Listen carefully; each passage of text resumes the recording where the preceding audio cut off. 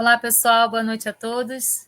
Estamos aqui mais uma sexta-feira, diretamente do Facebook, da página do Facebook do Centro Espírita 3 de Outubro, para fazermos o estudo do livro Evolução em Dois Mundos. Nós já estamos na segunda parte do livro, estamos quase no finalzinho, né, dessa obra, e hoje nós vamos trabalhar 4 capítulos, né? Do capítulo 11 até o capítulo 14. Os capítulos da segunda parte são todos bem pequenininhos, então a gente consegue condensar, né, bastante capítulos numa live somente.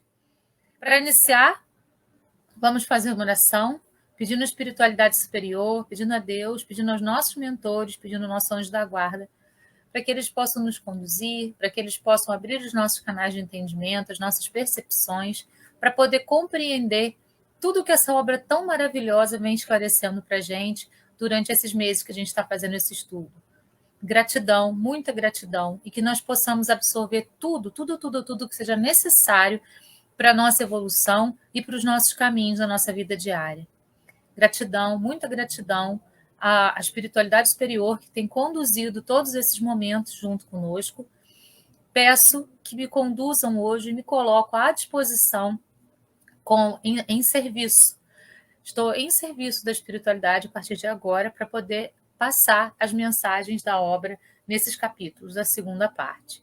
Gratidão a todos que estão nos assistindo, sejam presencialmente agora, nesse momento, sejam aqueles que vão assistir depois, pessoas espíritas, não espíritas, encarnadas e desencarnadas. Gratidão. Vamos, então, iniciar o estudo da obra da segunda parte de Evolução em Dois Mundos. Vamos estudar os capítulos 11, 12, 13 e 14. O 11 se intitula Conduta Afetiva. O 12, Diferenciação dos Sexos. Então, vamos lá. A bibliografia que nós vamos usar para esses 2 primeiros capítulos, o livro, né, logicamente, Evolução em Dois Mundos, e a obra Vida e Sexo, enviada por Emmanuel para Chico Xavier. Vamos, então, para o primeiro capítulo, que é o capítulo 11, Conduta Afetiva. Nessa segunda parte, André Luiz inicia os capítulos sempre com um questionamento. Então, o questionamento desse capítulo é: qual é a conduta afetiva entre as almas enobrecidas? E aí ele vai respondendo isso durante o capítulo, que é bem pequenininho.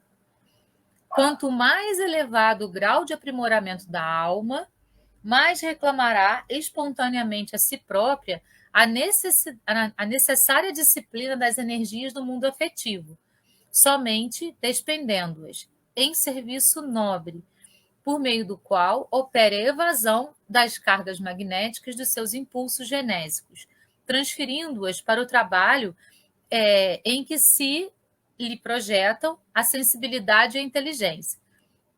Então, o que ele está dizendo? Que no mundo espiritual, esses impulsos genésicos, ou seja, esses impulsos sexuais, né? Genésico está dentro ali daquela área sexual. Então, eles não são utilizados da mesma maneira como eles são utilizados na Terra. Não é necessário no mundo espiritual a reprodução, né? A reprodução é necessária na Terra. Por isso a gente tem, e isso ele esclarece lá no início da obra, por isso a gente tem a questão sexual aqui na Terra. Porque é necessário para nós, para a reprodução. Mas, quando nós desencarnamos, essa necessidade se extingue, né? Porque já estamos no mundo espiritual e num momento de transição, em que a gente vai descobrir se a gente vai reencarnar ou se a gente vai para um mundo mais evoluído ou para outro planeta na mesma evolução que a Terra. Enfim, a gente está na transição. Nesse momento de transição, os trabalhos, os impulsos genésicos, eles não são necessários. Então, quando essas pessoas, essas almas que se amam, necessitam, né, de energia, elas pegam o impulso desse campo genésico e transportam essa energia para o trabalho. Então, as almas continuam juntas, né?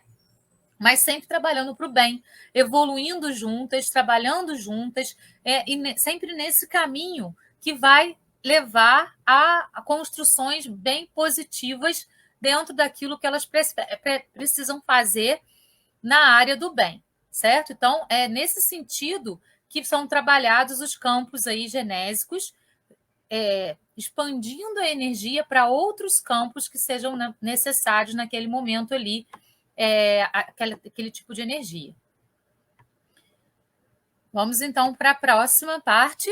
Ele fala: isso acontece no plano físico entre aqueles cujo sistema psíquico já se distanciou suficientemente das emoções vulgares, ajustando-se em complementação fluídica ideal às almas irmãs que se matrimoniam. Então, por exemplo, a gente tem Gandhi, né, que foi uma grande pessoa aqui na Terra, que deixou um grande legado aqui na Terra, através de toda a sua bondade, de todo o seu bom senso, de toda a sua capacidade de raciocínio lógico e de inteligência espiritual e de maturidade espiritual.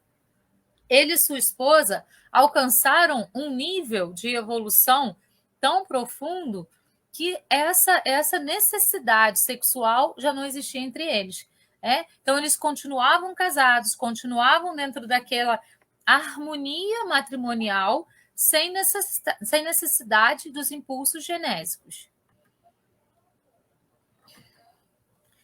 Interrompida a aliança física na esfera carnal, por interferência da morte, se associam quase sempre à companheira ou ao companheiro, levados à viuvez, em construtiva simbiose de ação, porquanto os espíritos que verdadeiramente se amam desconhecem o que seja o abandono ou o esquecimento.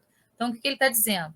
Quando existe esse amor puro, esse amor verdadeiro, esse amor que une essas almas, mesmo quando um desencarna, o outro continua na companhia desse, se ele tiver evolução espiritual para isso. Porque se ele não tiver, isso vai atrapalhar o desenvolvimento daquele que ficou e o desenvolvimento dele próprio que foi, certo? Então, a gente está falando de almas que já têm um determinado nível de evolução, almas que já têm um aprimoramento nessa evolução. Então, dessas duas almas que se encontraram na Terra, que viveram juntas na Terra, que se reencontraram, na verdade, no corpo físico aqui, um deles vai embora primeiro para o mundo espiritual e o outro fica. Esse aprimoramento, esse amor puro, esse amor verdadeiro, vai fazer com que esse que desencarnou continue próximo daquele que está encarnado ainda. Isso com toda a autorização do mundo espiritual, por conta dessa elevação que esse ser tem e pode, então, ficar ao lado do outro, né? Então, isso tem que ficar muito claro, porque muitas vezes, né, um espírito que é casado com outro, seja homem, seja mulher, desencarna e ainda está perturbado, ainda tem problemas, né? Ainda não compreende muito bem, ele está atordoado. Se esse espírito atordoado fica do lado do par dele, né, encarnado, ele vai prejudicar esse par e vai prejudicar a si próprio, certo? Então, tudo a gente está falando de espíritos que já têm um certo grauzinho de evolução e que conseguem ter esse discernimento para poder fazer o bem para aquela pessoa que ficou. E para ele próprio, né? Porque senão a evolução dele também fica estancada, ele fica paralisada e isso não é bom para ele. Atentos ao mesmo princípio de aprimoramento, aqueles que se ajustam em matrimônio superior, reparem o que a gente está dizendo, a gente está falando de espíritos que já têm uma certa evolução. Em matrimônio superior no plano espiritual, perpetuam as próprias forças em constante circuito energético, na criação mental de valores necessários ao progresso comum. Então, um contribui com o outro, né? É uma constante perpetuação de energias que circulam entre os dois. Então, se um não está indo muito bem num campo, o outro amorosamente fala: você poderia cuidar mais dessa parte aqui, que isso aqui não está bacana. E esse que recebeu esse conselho aceita, observa aquilo que o outro falou e muda. Assim como esse que recebeu o conselho vai também chegar uma hora que vai dar o conselho para o outro. Olha, aqui você não está indo muito bem. Então, existe essa troca, existe essa comunhão entre os dois, de um cuidar do outro para que os dois possam ir se aprimorando continuamente no progresso juntos. Porque se as energias deles se distanciarem, eles vão se distanciar automaticamente. Então, é necessário que as energias estejam compatíveis para que eles possam permanecer juntos, um cuidando do outro e evoluindo. Não num relacionamento egóico, não num relacionamento de aprisionamento, num relacionamento de total liberdade. O amor liberta, o amor não prende. Se estão juntos é porque escolheram estar. É porque assim se sentiram, então, mais propensos a caminhar em direção à evolução. Então, no matrimônio superior, um vai cuidar do outro, um vai estar sempre junto do outro, trabalhando para o progresso. E eles não vão trabalhar só entre os dois. É óbvio que tudo que eles conseguirem de progresso, eles vão também compartilhar com as outras pessoas que estão ao redor dele, tanto energeticamente quanto em ações. E muitas vezes esses casais, eles reencarnam juntos na Terra. E aí a gente vê aquela comunhão perfeita, né? E outras horas, um reencarna porque precisa fazer um trabalho, porque escolhe fazer um trabalho com determinado ser, e o outro fica desencarnado como um mentor, como um anjo da guarda para poder auxiliar aquele que está encarnado. Então, existem várias situações que podem acontecer com essas almas que se unem em matrimônio superior. E, faltando-lhes a companhia, mobilizam as próprias cargas magnéticas criadoras em serviço à coletividade. Então, assim, quando um está encarnado e o outro desencarnado,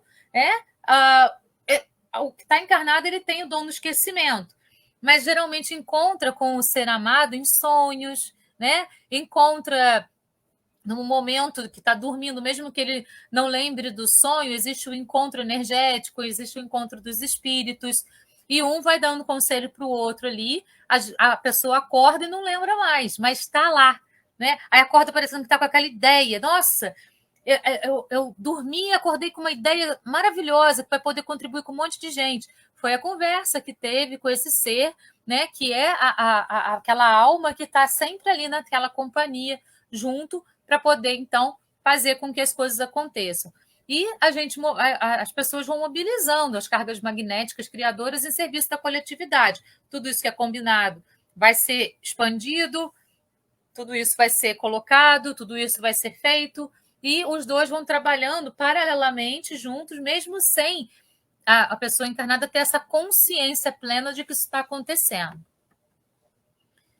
Lá no livro Vida e Sexo, do Chico Xavier, né, enviado pelo Emmanuel, ele diz assim: a vida sexual de cada criatura é terreno sagrado para ela própria, e que, por isso mesmo, abstenção, ligação afetiva, constituição de família, vida celibatária, divórcio e outras ocorrências no campo do amor são problemas pertinentes à responsabilidade de cada um, erigindo-se, por essa razão, em assuntos não de corpo para corpo, mas de coração para coração. Então, ele está dizendo, cada um tem um caminho, cada um tem um propósito na vida, e cada um vai seguir aquilo que a pessoa planta, a pessoa colhe.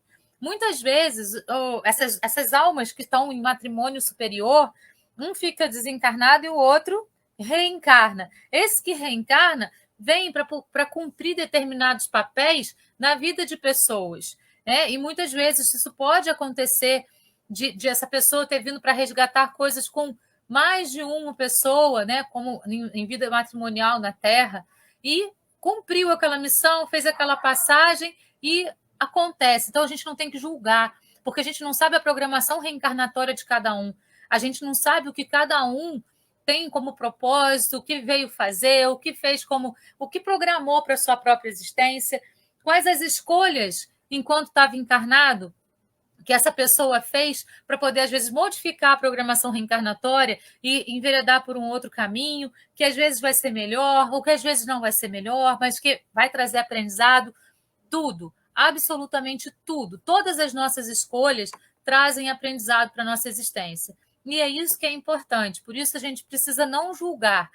A vida de cada um é a vida de cada um. E isso vai ser compreendido de coração para coração, somente. Então, a gente não tem de ficar julgando. Fulano, Pertano. Não. Cada vida é a vida de cada um. É feita pelas escolhas de cada um. Sejam escolhas pretéritas, sejam escolhas presentes. As escolhas é que vão determinar os caminhos.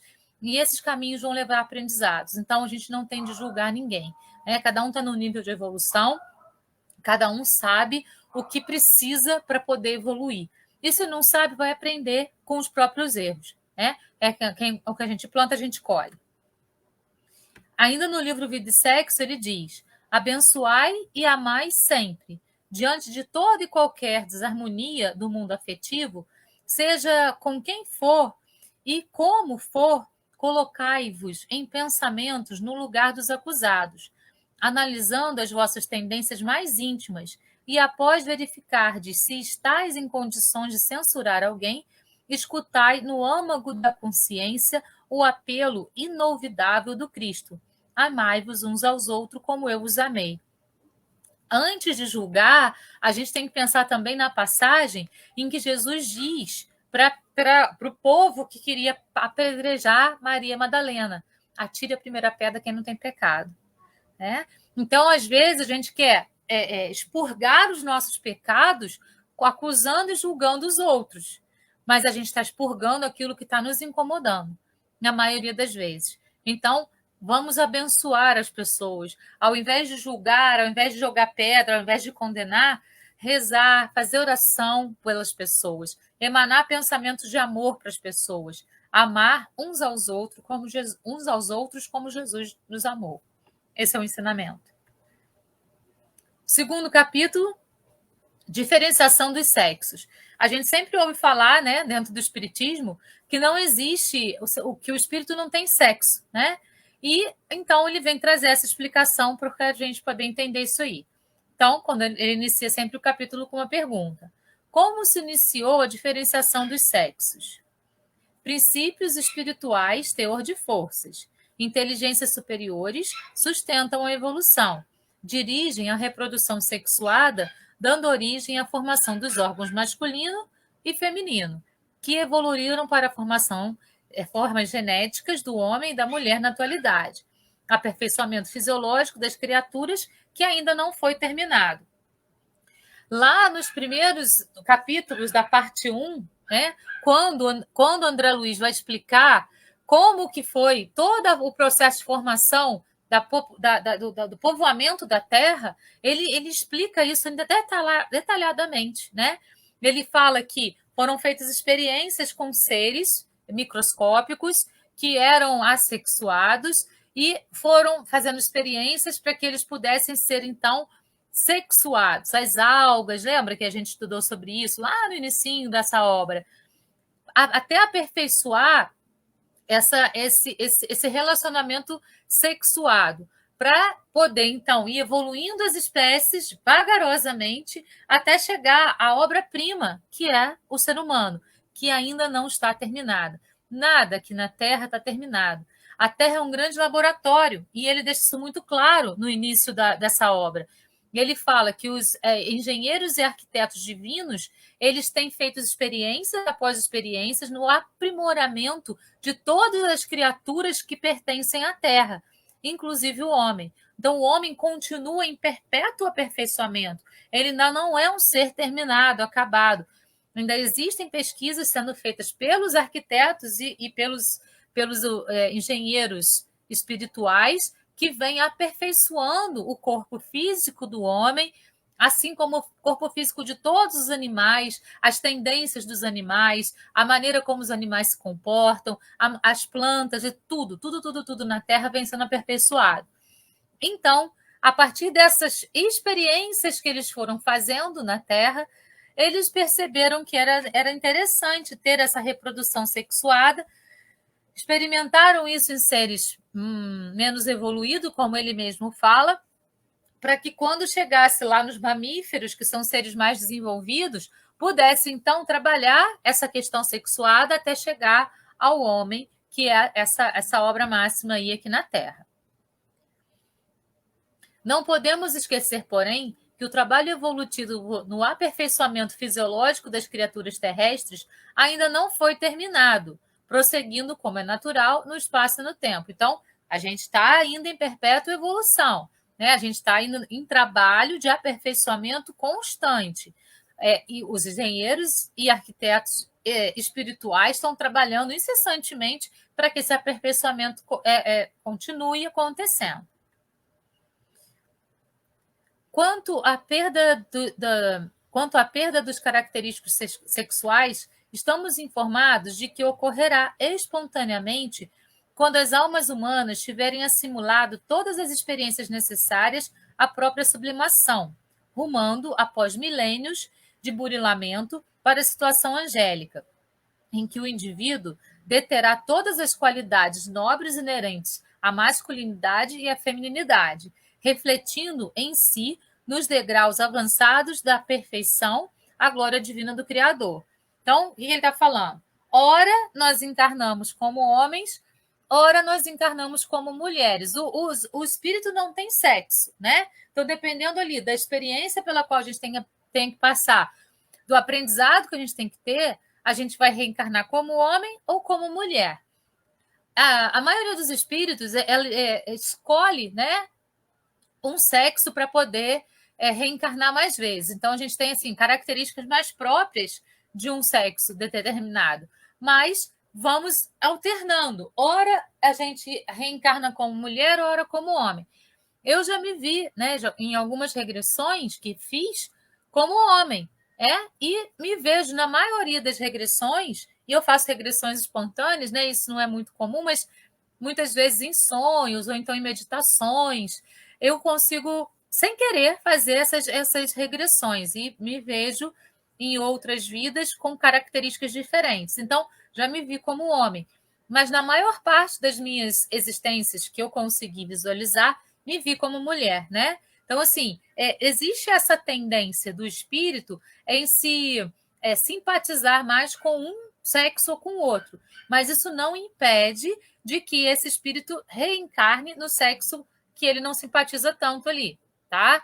Então, é necessário para o espírito essa reencarnação em ambos os sexos. Para quê? Para que todas as experiências sejam tidas, né, tanto como homem como como mulher, para quando a gente for alcançando um aperfeiçoamento cada vez maior e chegar lá à situação angélica, a gente poder, então, não ter mais sexo, né? A gente fala que os anjos não têm sexo, exatamente por isso, porque eles já chegaram num patamar que eles não precisam mais dessa diferença, porque eles já têm a experiência dos dois lados e já sabem viver e conviver com com todas as características dos dois sexos nele mesmo.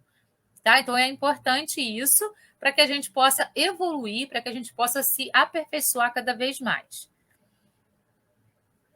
É imperioso reconhecer, contudo, que não podemos ainda, em nossa posição evolutiva, formular qualquer pensamento concreto acerca da natureza e dos atributos dos anjos, nem ajuizar quanto ao sistema de relações que cultivam entre si. Então, nós não sabemos nada sobre os anjos, né? Só sabemos que eles existem, que são seres superiores, que são seres que têm uma evolução espiritual muito, muito, muito, muito acima da nossa, mas não sabemos muito sobre nada, né, deles, assim, se eles têm sexo, se não têm, a gente acha que não tem, né? Mas a gente não sabe. Então, a gente não pode ficar conjecturando com informações que ainda não foram passadas para nós. Nem André Luiz passou essa informação para a gente aí, né, nesse livro. Ele não passou. Ele deixou aberto, dizendo que nós não temos ainda condições de saber. Foi o que ele disse para a gente.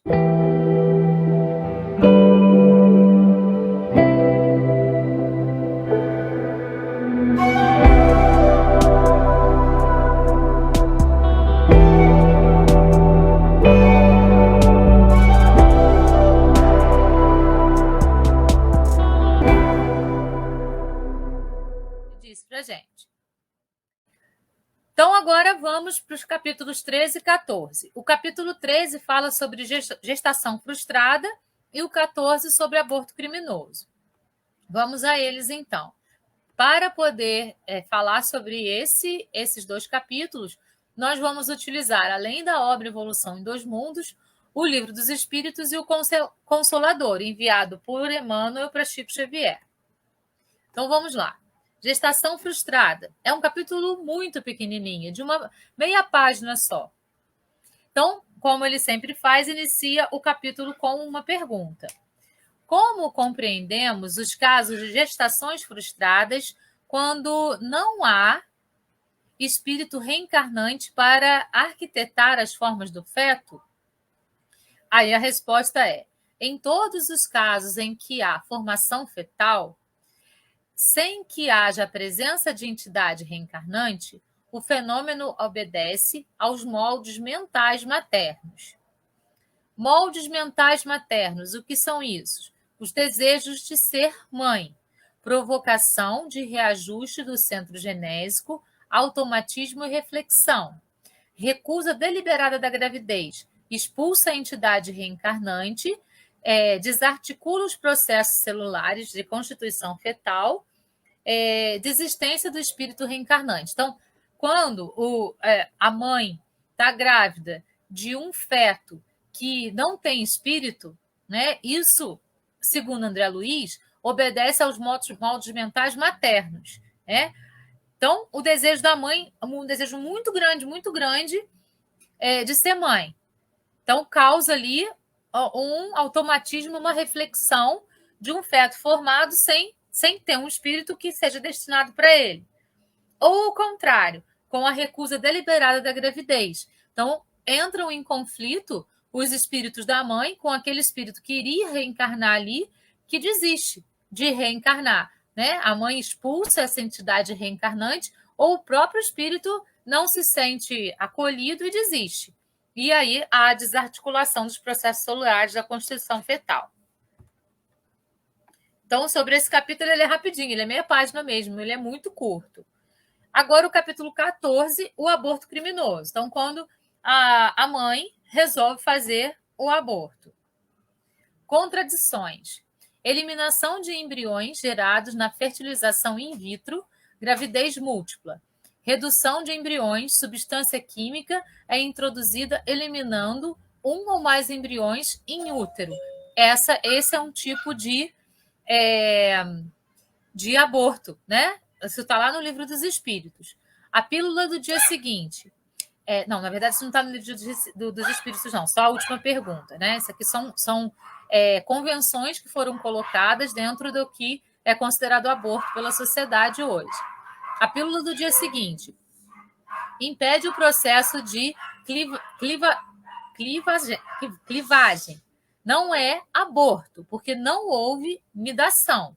Então, nesse caso da pílula do dia seguinte, né, que as pessoas têm muita dúvida sobre, não é considerado aborto porque não houve aí essa união ainda. Má formação, diversidade do ser. Bem maior de um ser humano é a sua própria vida. A boa ou má qualidade de vida é condição inerente à própria existência e à necessidade do espírito reencarnante. Então, se o espírito tem má formação, se há o aborto, né, se você tira o bebê, é porque é considerado aborto. Estupro. Ainda que gerado em condições adversas, o ser no ventre materno carrega um enorme potencial de vida. Do coração materno espera-se o ato de misericórdia e compaixão, então é considerado aborto também, mesmo quando é por estupro. Aí lá no Livro dos Espíritos tem a pergunta: que consequência tem para o espírito o aborto?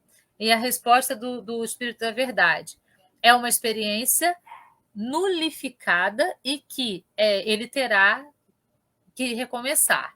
Então, assim, as consequências do espírito para o espírito, né, no aborto é o recomeço, sempre. Tanto daquele que abortou, tanto daquele que foi abortado. Aí a pergunta que é feita no início do capítulo é uma pergunta bem grande. Ele fala assim: reconhecendo-se que os crimes do aborto provocada criminosamente surgem em esmagadora maioria, nas classes mais responsáveis da comunidade terrestre, como identificar o trabalho expiatório que lhes diz respeito se passam quase totalmente despercebidas da justiça humana? No plano terrestre, cabe ao Código Penal de cada povo. Mas no reino divino, o bem do Criador, lei básica, é para todas as criaturas. As transgressões deliberadas a essa lei básica são corrigidas no próprio infrator, com o objetivo natural de conseguir o máximo de equilíbrio dentro da mínima cota de pena. Então, assim, nas leis divinas, tudo vai depender muito da ação, né? Se aquela ação, por exemplo, foi uma ação que foi feita com muita violência, com muita maldade, com muita raiva, com muito ódio, com muito rancor, dependendo do nível energético que a ação foi feita, vão ter aí, né, as consequências, né? Mas sim, todo aborto vai ser sempre penalizado de alguma forma, né, pelas leis divinas. A gente vai sempre ter aquele débito ali pelas leis divinas. Pessoas que conseguem ver áureas, né, quando existe aborto nas vidas pregressas, muitas vezes elas veem pontinhos pretos na áurea. Esses pontinhos pretos podem significar, não estou dizendo que significam sempre, podem significar abortos que foram cometidos nessa vida ou em vidas anteriores. Então, deixa aí na áurea da pessoa uma marca. E para a gente poder se livrar dessa marca, a gente precisa trabalhar no bem, trabalhar no amor, cada vez mais no amor, pedindo perdão àquele que foi rejeitado e perdoando a si próprio por ter feito aquele ato em algum momento da existência.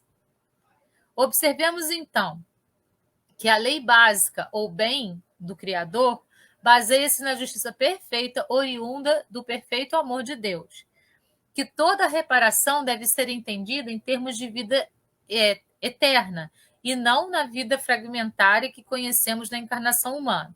Então, ele está dizendo, muitas vezes, quando a pessoa comete esse ato, ou qualquer outro, né, qualquer outro ato que seja considerado ato muito ruim, né, vamos dizer assim, muitas vezes não é na mesma encarnação que a pessoa vai conseguir superar aquele débito.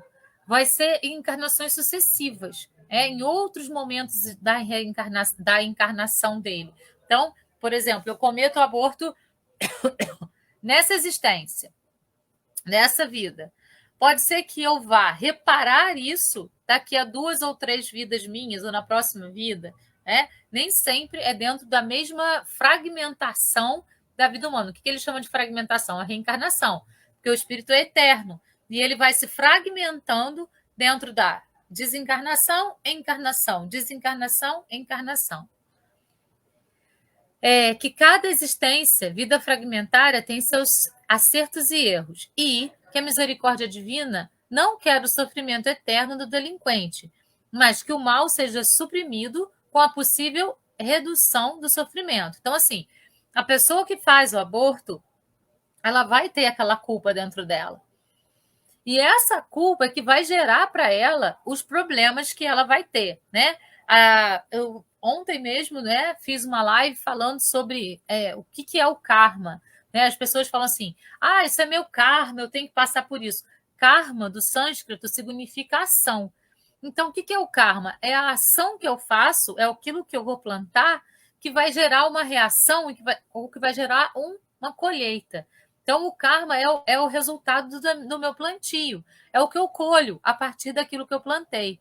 Então, se dentro de uma experiência eu me arrependo de um plantio, por exemplo, e eu vou colher aquele fruto do meu plantio. E eu vou também estar com esse arrependimento. Mas se ao invés de ficar no arrependimento, me culpando, eu fizer o que a palavra arrependimento efetivamente significa, que o arrependimento é você se recompor, né? Então, você aprender com o erro e se recompor. Então, se eu me recomponho a partir daquela falha que eu tive naquela existência, se eu trabalho de modo diferente aquilo, eu então vou entrar numa atitude mais assertiva, porque eu vou corrigir tudo aquilo que eu considerei um erro e vou trabalhar numa perspectiva mais interessante. Então, eu vou ter aprendido com aquilo. Mas se eu ficar corroendo dentro desse arrependimento que a gente imagina que seja culpa, né? Se eu ficar dentro da culpa, eu não vou sair daquele looping temporal e não vou poder, então, me livrar daquele sofrimento, certo? Então, o karma, na verdade, não é algo imposto a nós, não é algo que a espiritualidade superior impõe a nós, é algo que nós mesmos nos impomos por causa das nossas culpas. E a gente precisa se libertar das culpas e aprender a ter responsabilidade diante das nossas escolhas. É muito diferente a gente ter culpa e a gente ter responsabilidade. A culpa faz a gente estagnar. O senso de responsabilidade faz a gente aprender e não errar mais, né? Então, a gente precisa diferenciar isso. E vai acontecer a mesma coisa em situações como o aborto, né? Se a pessoa ficar se culpando a vida inteira por aquilo, ela vai ter um problema, porque ela vai gerar coisas negativas para a própria vida. Mas se ao passo de ficar se culpando, ela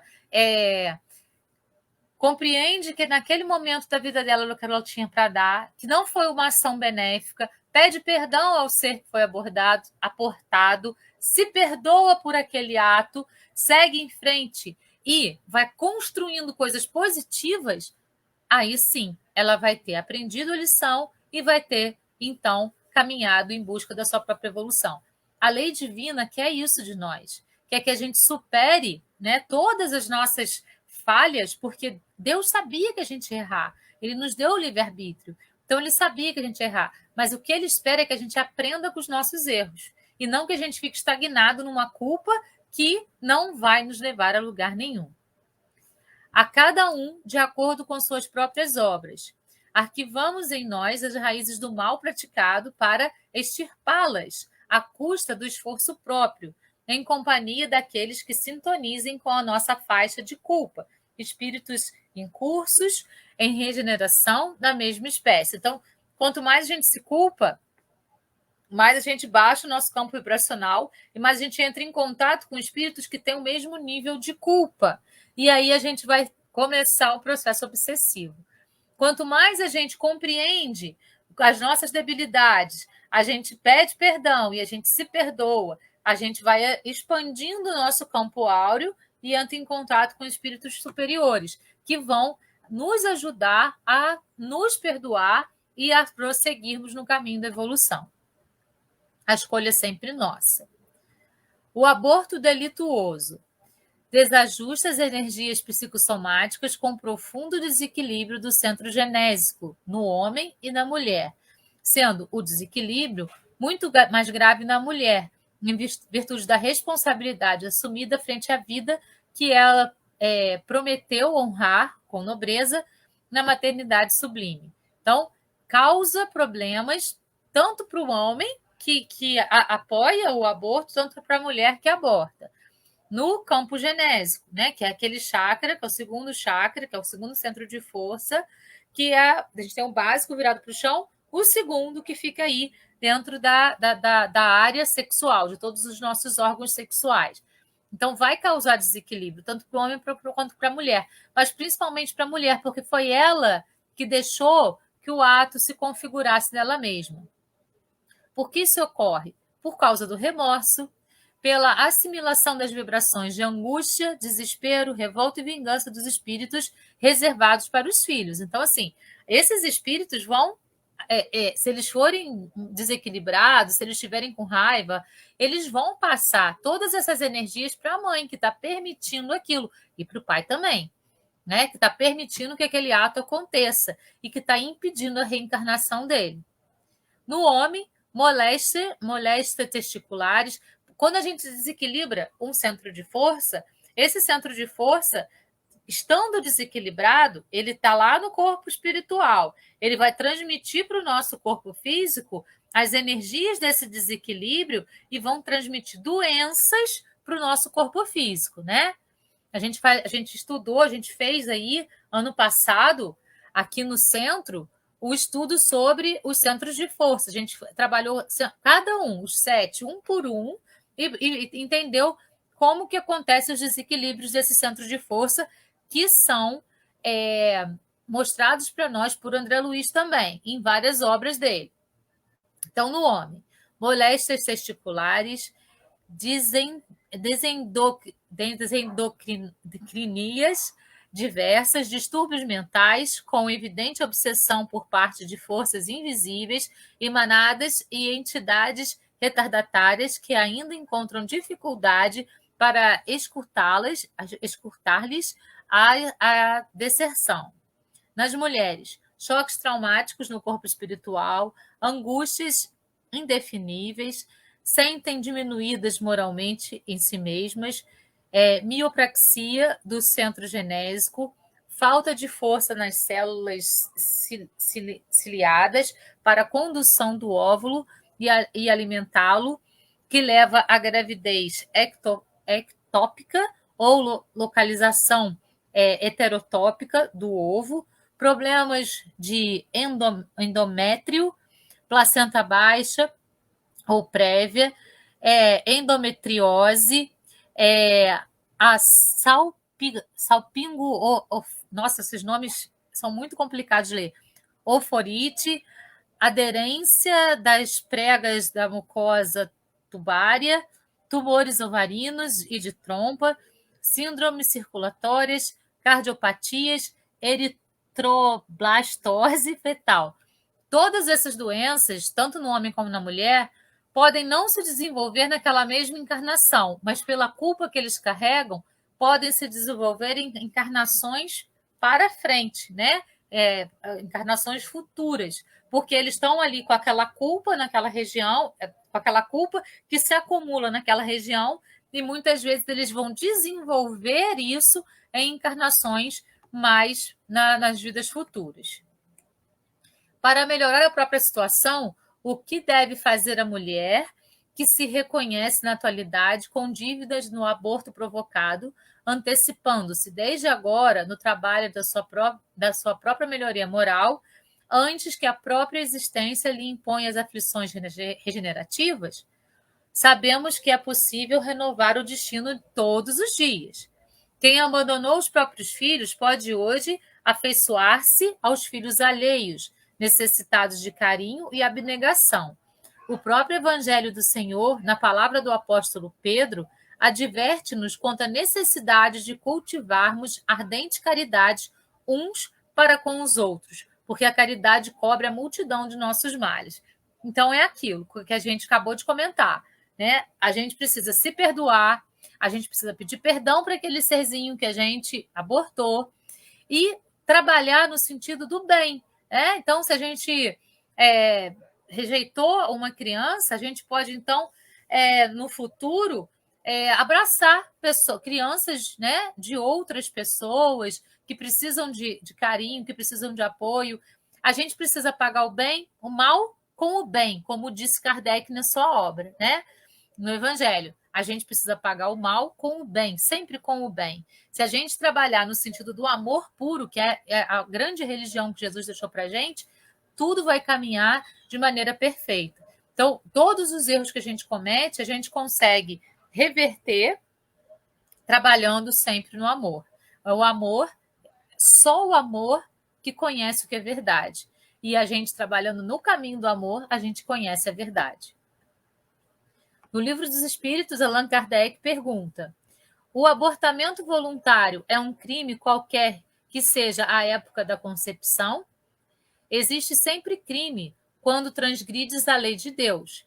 A mãe ou qualquer pessoa cometerá sempre crime, tirando a vida à criança antes de nascer, porque está impedindo a alma de suportar as provas das quais o corpo deveria ser instrumento. Lá no Consolador, é feita a seguinte pergunta: a reencarnação inicia-se com as primeiras manifestações de vida do embrião humano? Desde o instante primeiro de tais manifestações, a entidade espiritual experimenta os efeitos de sua nova condição. Importa reconhecer, todavia, que o espírito mais lúcido, em contraposição com os mais obscurecidos e ignorantes, goza de quase inteira liberdade, até a consolidação total dos laços materiais com o novo nascimento na esfera do mundo. A pergunta 32. Quando o embrião está sendo formado, existe uma interpenetração de fluidos entre a gestante e a entidade, então ligada ao feto? Existem consequências verificáveis? Essa interpenetração de fluidos é natural e justa, ocasionando, não raras vezes, fenômenos sutilíssimos, como os chamados sinais de nascença, que somente mais tarde poderão ser entendidos pela ciência do mundo, enriquecendo o quadro de valores da biologia no estudo profundo das origens. Então, pessoal, por hoje foi isso. Eu espero que vocês tenham compreendido aí tudo, né? Nesses 4 capítulos que nós estudamos hoje, que nós trabalhamos 4. Eu espero que as explicações tenham sido claras, né? E que nós, então, possamos utilizar tudo isso na nossa vida diária. Gratidão a todos pela presença, pessoas que estão nos assistindo agora, que vão assistir depois que a live fica gravada, pessoas encarnadas e desencarnadas. Gratidão. Namastê. Até semana que vem com os próximos capítulos dessa obra. Até lá.